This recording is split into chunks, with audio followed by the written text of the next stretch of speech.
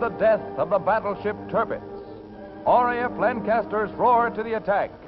And here is the 45,000-ton pride of the German Navy firing desperately at the air raiders. A 6-ton armor-piercing blockbuster is on its way.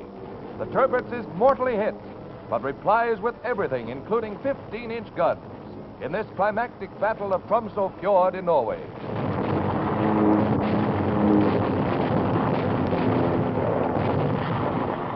Another near hit.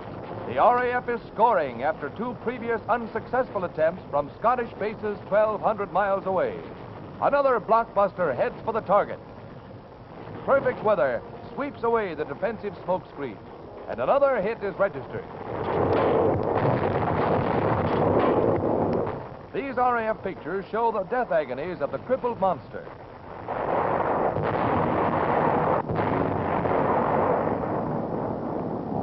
Months of preparation went into the assault. The RAF, in sinking the Tirpitz, turned in one of its greatest jobs.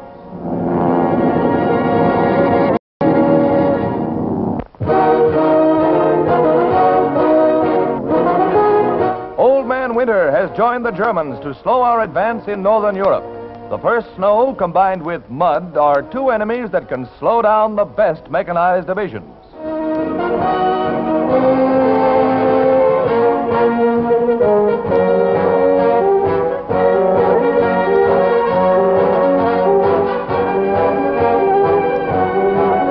Farther to the south at Konzen, Germans are blasted by our fire. A German gun position in a farmhouse is discovered by observers, and they don't live there anymore. A withering barrage drives out those still living. These are Signal Corps pictures. A church steeple is being used by the Germans as a spotting post for their guns, and our troops have no alternative but to shell it. Shot after shot finds its mark.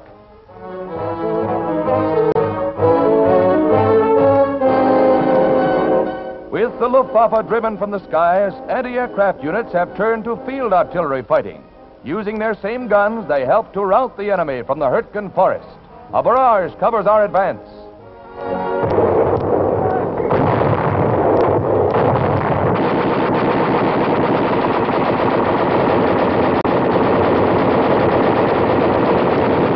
With no planes to shoot at, these men craved action, and they're getting here aplenty as they aid the infantry in pushing the Germans back.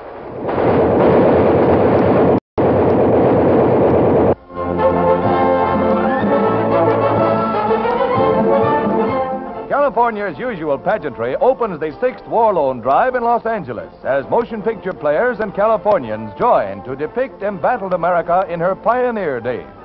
The spirit that made our country great is recalled during this, the greatest of all her struggles. The youth of Los Angeles does its part, and there is only one slogan in this city today: buy bonds until victory is won. Why our men need your money is explained by Secretary Morgenthau. One indispensable source of encouragement to those men is the knowledge that we at home are backing them up with all we have. This is our endurance test as well as theirs. Our response to the 6th War Loan Drive will be the vindication to these men of their faith in us.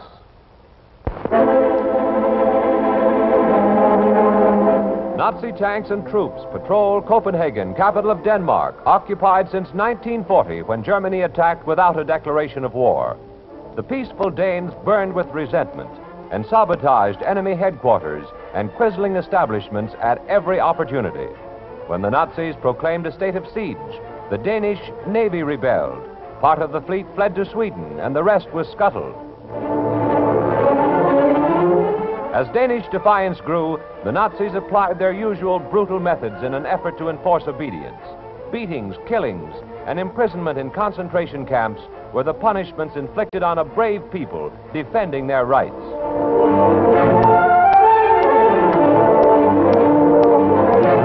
Murdered in the dark by the Gestapo, Kai Munk, a celebrated Danish priest, poet, and dramatist, is buried along with other martyrs to the Danish cause.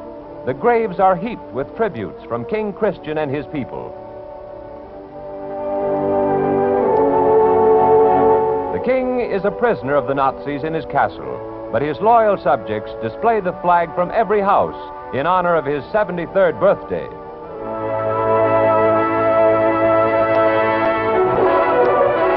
One of the stern measures effected by the Nazis was to smash the plate glass windows in Copenhagen stores, glass almost impossible to replace.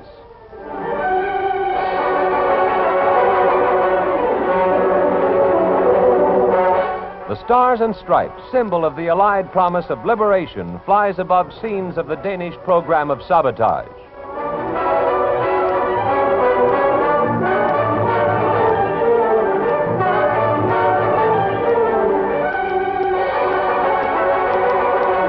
The Danes stage a general strike, tying up transportation and shutting down German war factories.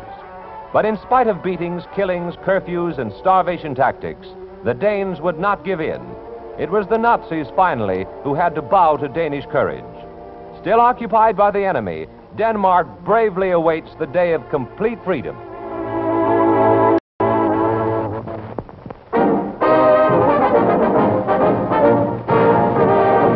$56,000 fans have wedged themselves into the Polo Grounds to watch the professional Giants tangle with the Green Bay Packers. Kump of the Packers heaves a bullseye to Hudson for a first down.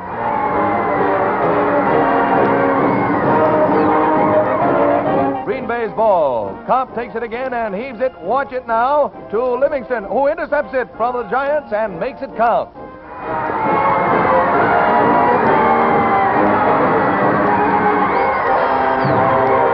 Giants in possession. Ball goes toward Cup, and he goes for the long yardage, about 25 yards of it in one trip. This time the ball goes to Pascal. He knifes through the same hole and picks up 15 more yards. These pros tackle for keeps. Petrillis dives through left tackle. Good thing his head is glued on. The Giants need this game to improve their standing. Ball goes now to first-year player Herber, who sends it along to Liebel, and the Giants win 24-0.